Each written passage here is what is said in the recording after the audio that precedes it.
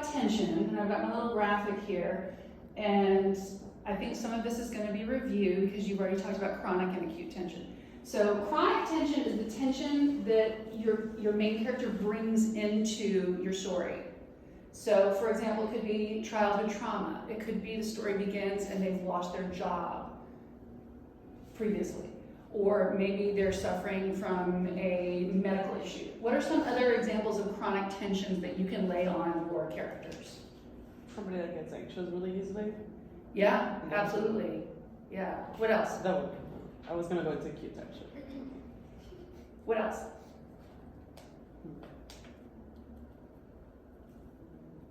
Maybe they've committed a crime. Maybe they're on the run. Maybe they've had their heart broken. Maybe they're in love. You can throw all kinds of crazy things at a character, but they're going to carry that baggage in to the story the same way that we carry our own baggage, our own emotional baggage from different things that have caused us tension. So somewhere in the story where you begin, they're carrying this stuff, but it's all, the chronic tension is what's off the page. It's what happened before the story begins that makes them lonely or conceited or arrogant or scared or whatever the case may be. So that's the chronic tension. Then what makes the story go is the acute tension. And that's the tension that begins with that inciting incident, the bang that gets the story going. So an example might be, I'm trying to think of some stories that you've read. Romeo and Juliet. What's the bang moment? What causes Romeo tension in Romeo and Juliet? She's about to get married to some other guy. Yeah, well, even farther back, Romeo's in love with Rosaline. Say again? Their families. Well, that's the chronic tension. That's the chronic tension. The acute tension is Romeo sees Juliet and goes, oh, she's pretty. I want her. And then he finds out, oh wait, I can't have her because her families are not getting along. But it's seeing her and going, I want that makes the story go bang. To Kill a Mockingbird. What's the chronic tension in the town of Macomb? Racism. Alabama. Yeah, racism. What's the chronic tension? The acute. I'm sorry, thank you. What's the acute tension? What makes the story go bang? Do you remember? I know it's been a while. Like Blue Rabbit? Or...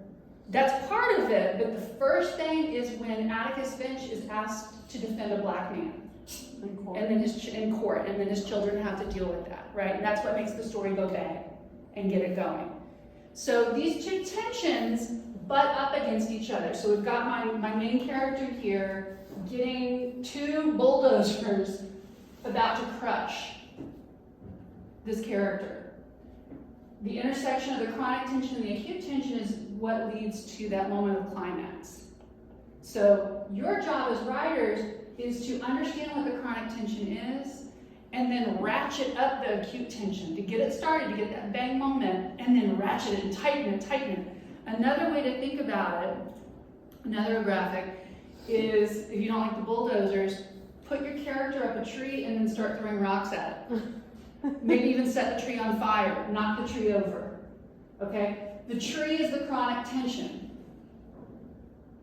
My husband left me and my kids won't call me.